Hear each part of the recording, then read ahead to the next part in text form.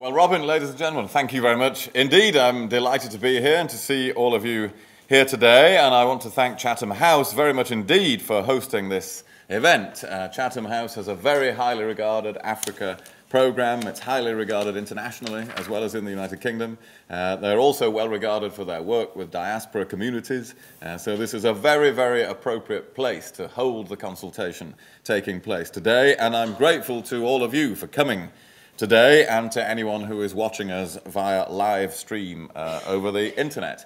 And as Robin has explained, in just over 2 weeks' time, London will host a major international conference on Somalia, attended by heads of government and senior representatives from more than 50 countries and international organizations, including many heads of state, many foreign ministers, and the President and Prime Minister of Somalia itself. And we want to consult you about this. This is the purpose of this gathering as members of the Somali community here in Britain. As Robin has explained, I'm joined by our Minister for Africa, Henry Bellingham. He will take your questions later on, but he'll also tell me all about them. And together we want to explain to you what the London conference aims to do. We want to hear your views. We hope to inspire you to use your connections in Somalia to amplify the message that we care about what is happening in Somalia, and that now is the time for them to make their voices heard as well. And the results of our discussions will be published on the Foreign Office website and will feed into the conference itself.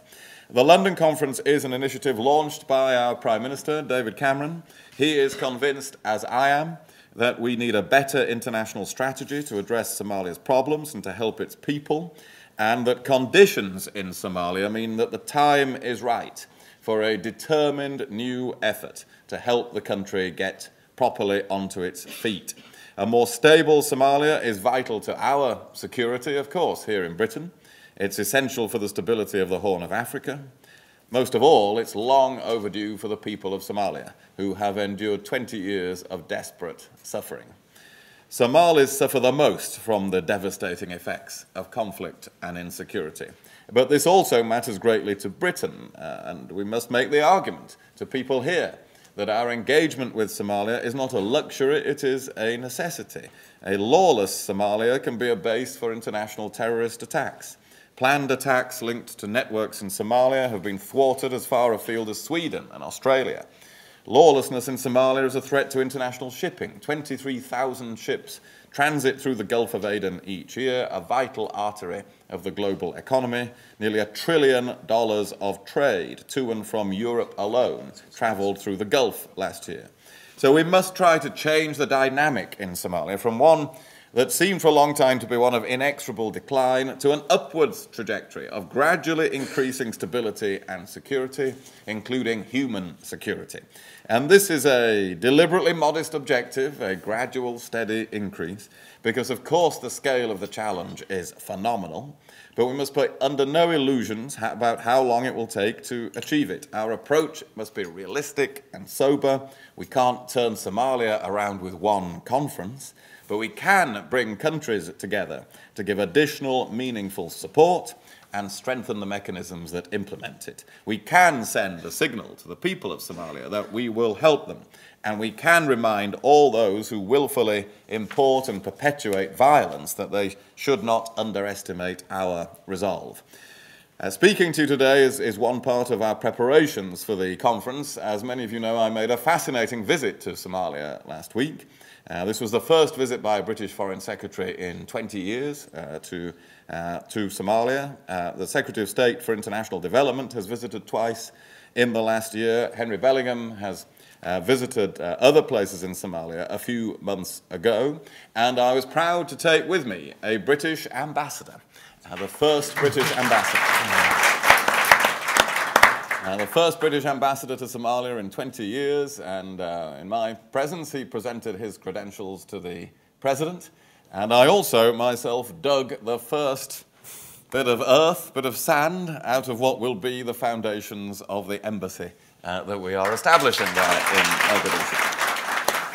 And I hope these things will illustrate to other countries that it is time to have faith in the future of Somalia and will inspire them to do the same. And certainly you can get in Mogadishu now a little glimpse of how life could be. Of course, it's still a city with enormous problems, but amidst all the difficulties, amidst all the devastation, it is possible to see people going to markets. The airport road is busy. People were looking forward to, some of them, to going to the beach on Friday. There were elements of normal life. And that, of course, is what we want to see on a much bigger scale. And we've been in intensive discussions with other countries since we announced this conference. I spent the following day in Nairobi in discussions all day with the Kenyan government about the way forward. And tomorrow I will lead a debate in the House of Commons to seek the support of Parliament for the approach that we are taking to the conference. So we value what you have to say in this process. So we have excellent diplomats and experts on Somalia, but no one can possibly care as deeply about Somalia or know as much as you do. And we want to benefit from your experience and to keep the views and needs of Somalis at the forefront of our minds. You all have an incredibly important role to play, in my view, in the future of the country. The greatest asset of any country is its people, and I was struck last week in Mogadishu by the heroic individuals I met who are battling away to make a difference under extraordinarily difficult circumstances. Some of them, of course, feel a very strong connection to Britain. I met the mayor of Mogadishu, a former resident and community activist in Camden, and indeed he was a councillor in Islington Council, a Labour councillor, but I've forgiven him completely for that, since he's doing such a lot for Somalia. And he's forgiven me for being a Conservative, because I'm doing my best for Somalia as well. And so across all parties, this is something on which we can unite. And of course, there are many thousands of people who don't feel able to live in Somalia at present, or who have fled it under extremely difficult circumstances. We're very grateful for the contribution that many talented and highly educated Somalis make to our society here. But we recognize that many of them will also care deeply about seeing a stable and peaceful Somalia.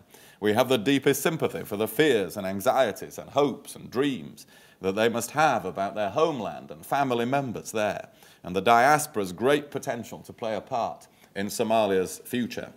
Somalis worldwide provide more than $1 billion in remittances back to Somalia each year, which is more than the whole international community provides in aid. And this is largely made up of people sharing their hard-won earnings with their families, or helping to pay teachers' salaries, to build schools and clinics, to dig wells, or to provide other much-needed assistance. So we know that Somalis around the world are part of the solution to the country's problems, and I thank you for the part that I'm sure many of you already play in that. And I want to set out now what specifically we hope to achieve by holding the London Conference on Somalia. First, let me say that we don't take on this task lightly or without humility. We're fully aware of what Somalia is today, a failed state that has been torn by war, famine, displacement, warlordism, and militias, much of whose territory is controlled by Al-Shabaab, a group that has publicly declared sympathy for Al-Qaeda's aims and methods. We know that the international community has not always got it right in the past, and that we can easily make mistakes, even when our intentions are good, if our understanding is not complete. We know that Somalia is a country where 1 million people have died through conflict over 20 years, where 43% of the people live on less than $1 a day, and where more people are dependent on emergency food aid than the entire populations of Edinburgh, Manchester, Sheffield, Leeds, and Liverpool all put together.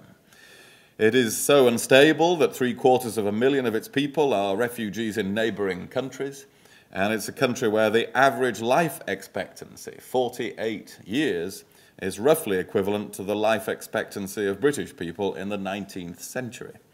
In Mogadishu, I saw those encouraging things, but I also scarcely saw a building that was not scarred by bullet holes, alongside many utterly destroyed by fighting. And it's a country where in some areas piracy has become a way of earning a living. So the fact that we've not succeeded in turning Somalia around is not for a lack of effort by the international community over past years, including initiatives by the previous British government that we supported, but because the problems are so vast and the problems are so complex. We must always be clear-sighted and realistic in setting our expectations for what we can achieve. We want to see a Somalia that is stable, where the basic needs of its population are met, and that is able to begin to build its economy and its future. We can help get Somalia on its feet. We can't then do the running for it, but we can help get it on its feet. We can't dictate its future, nor can we provide the solution to its internal problems. Those are things that only Somalis can decide, although there are many ways that we can and will give them our assistance. But even against this sober background, we can see a glimmer of hope and a moment of opportunity for Somalia today. And there are three compelling reasons why the time is right for a major push on Somalia. The first is that Mogadishu, as I saw for myself, has been liberated by AMISOM forces under the skillful and courageous leadership of the Ugandan troops that make up the backbone of the African Union contingent in Somalia, along with brave troops from Burundi and Djibouti as well. And today, almost all of Mogadishu is controlled by AMISOM and the transitional federal government, making it possible to make some progress on governance in Somalia. The second is that these operations and successful counter-terrorism work are now putting pressure on al-Shabaab. We need to seize the opportunity to intensify this pressure and not allow them to regroup. Their guerrilla tactics inflict huge suffering on ordinary Somalis, and they harbour foreign extremists who use Somali territory to plan attacks outside the country, including the Kampala bombings of July 2010, and to impose a violent ideology which is alien to the vast majority of the people of Somalia. Related to this, the international community has made real progress in diminishing the pirate activity that helps to fuel Somalia's conflict, so that there have been no successful hijacks in the Gulf of Aden in recent months. The number of vessels and crews currently held by pirate groups is at its lowest since 2009. The third reason for optimism is that there is an opportunity to create a broader, more representative political arrangement when the transitional federal government's mandate expires this summer in August. This gives an opening to launch a broader political process that embraces all Somalis and that places emphasis on supporting regional governance as well as better and more representative government from the centre. This sense of a moment of opportunity was shared by the Somali leaders and citizens that I met, who welcomed Britain's engagement on this issue. We must make the most of the opportunities to support a more inclusive and representative political process, to help people return to Mogadishu and rebuild their lives there, to strengthen AMISOM, to introduce more effective arrangements to tackle piracy and terrorism, and to work better to support those pockets of stability that have emerged across the country. So this is what the Somalia Conference will aim to do. It will be different from previous conferences because it will put the needs of Somalis front and centre, not just our own security. And it will attempt to address the root causes of the conflict rather than just the symptoms. We have invited government and multilateral organizations that are active and influential on Somalia, representatives from Somalia, including the transitional federal institutions, the presidents of Puntland and Galmudug, representatives of ASWJ and Somaliland. We have secured senior attendance from the region, including Ethiopia, Kenya and Uganda, as well as from the United States, Turkey, the UAE, Nigeria, Sweden, the United Nations, the African Union, and the European Union. And I'm delighted to say that Secretary Clinton and the UN Secretary General Ban Ki-moon are both attending the conference. As you would expect, we're still discussing with our partners the precise detail of the outcomes of the conference, so it is not too late to feed in your thoughts. But as things stand, we hope the conference will agree practical measures in 7 areas. First of all, on the political track, the current transitional institutions in Mogadishu run out in August. And after 7 years of minimal progress, they cannot be extended. The Somalia political process must become broader and more representative. This might involve a constitutional assembly drawn from all of Somalia's communities, not just Mogadishu. On security, secondly, African Union forces have pushed al-Shabaab out of Mogadishu, and Kenyan action has also put them on the back foot. But African forces have no regular funding for UN Security Council mandated actions. So the conference should agree a sustainable funding package for Africans willing to put lives on the line in order to help Somalia.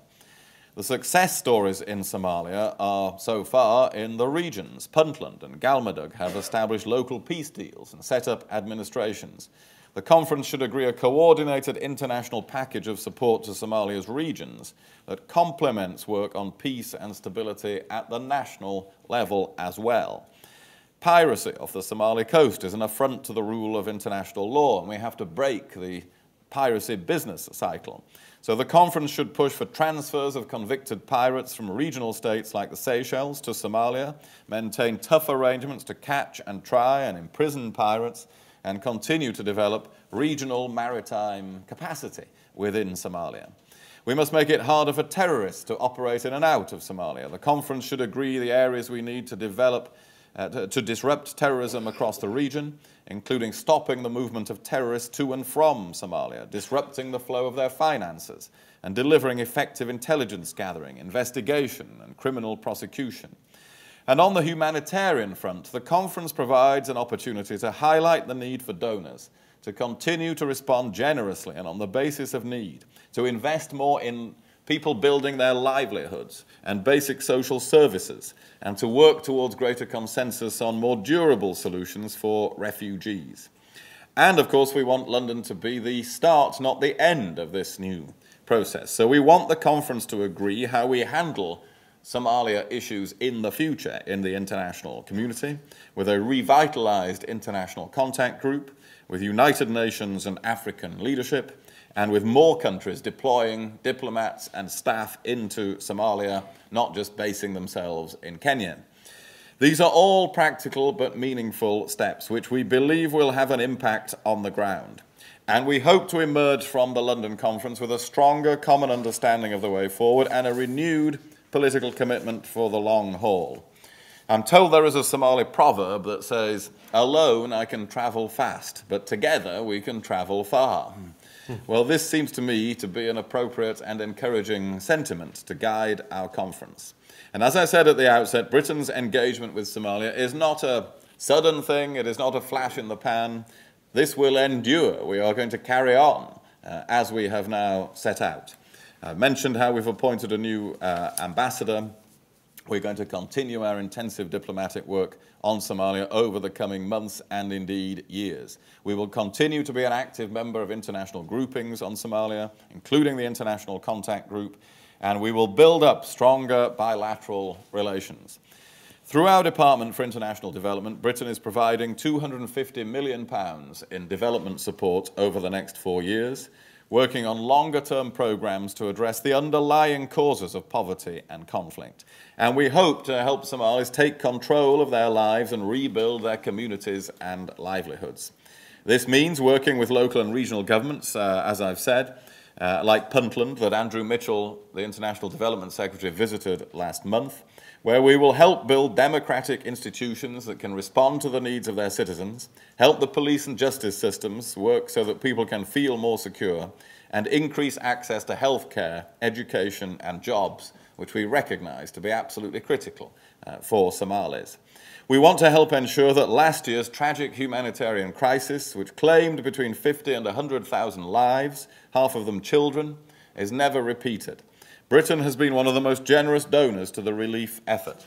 We have provided £128 million to the relief effort across the Horn of Africa, including £58 million for Somalia alone, in addition to the development programme I spoke about a moment ago, and on top of the £72 million raised by the Disasters Emergency Committee from people here in Britain.